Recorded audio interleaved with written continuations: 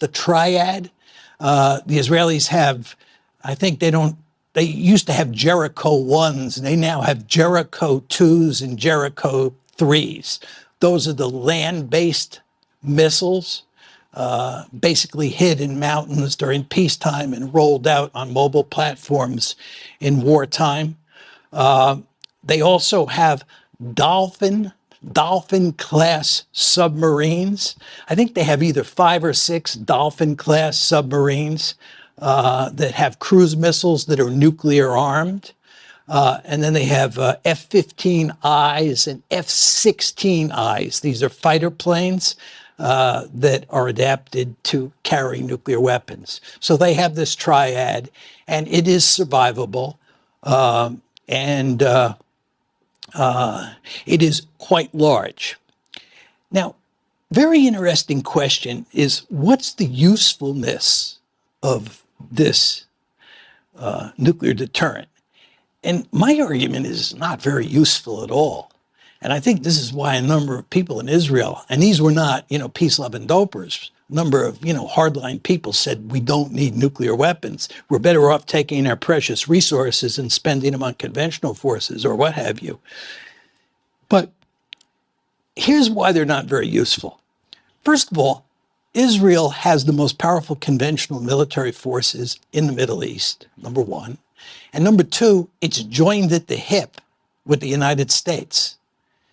What does it need nuclear weapons for? What's the threat out there, except for the possibility of Iran, which we'll get to? What's the threat out there that they have to worry about? Or what military scenario might they get into where nuclear weapons are useful? The Israeli-Palestinian conflict, nuclear weapons. The Israeli-Hezbollah conflict, nuclear weapons? I don't think so.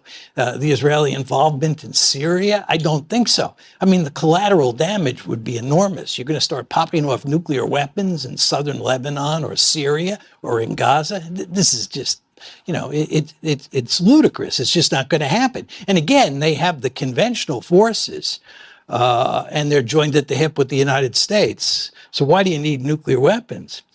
The other thing is, and this is a very important argument, it gives others incentives to get nuclear weapons. In other words, if you, Israel, have nuclear weapons, the Iranians are going to want nuclear weapons. One of the real problems here, and we can talk about this, if Iran gets nuclear weapons, the Saudis have said they're going to get nuclear weapons. If the Saudis get nuclear weapons, the Turks are going to get nuclear weapons, the Iraqis are going to get nuclear weapons, the Egyptians are going to get nuclear weapons.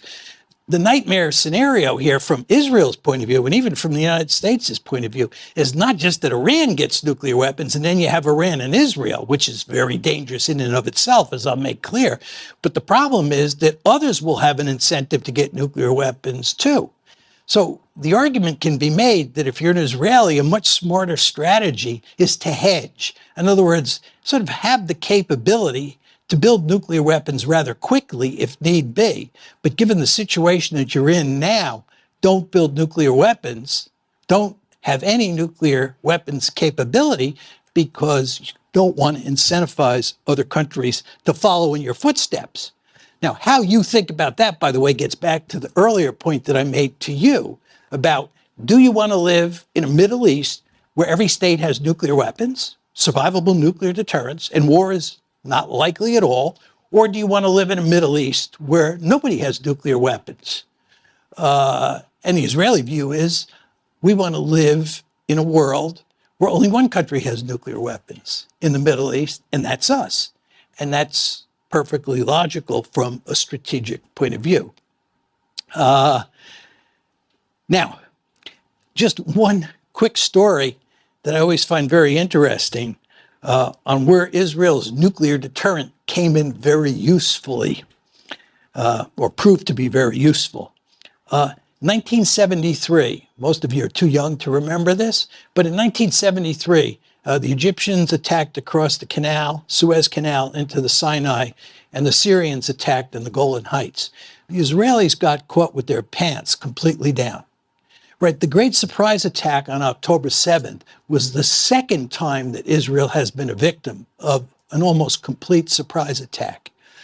And The Israelis thought that this was the end. They really did think it was the end because the Egyptians and the Syrians did very well in the first 2 or 3 days of the battle before the Israelis turned the tide. And the Israelis panicked, and Moshe Dayan, who was then the Minister of Defense, went to Golda Meir, who was the Prime Minister, and told her that it was time to get the nuclear weapons out.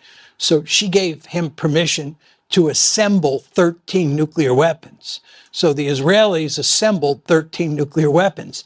And they did it in a very obvious way so that we would see it, we meaning the United States. And we would rush huge amounts of armaments to the Israelis to help them stabilize the situation and turn the tide. So in a very important way, those nuclear weapons proved to be very useful for the Israelis in 1973. But they were not useful in the way we usually think about nuclear weapons.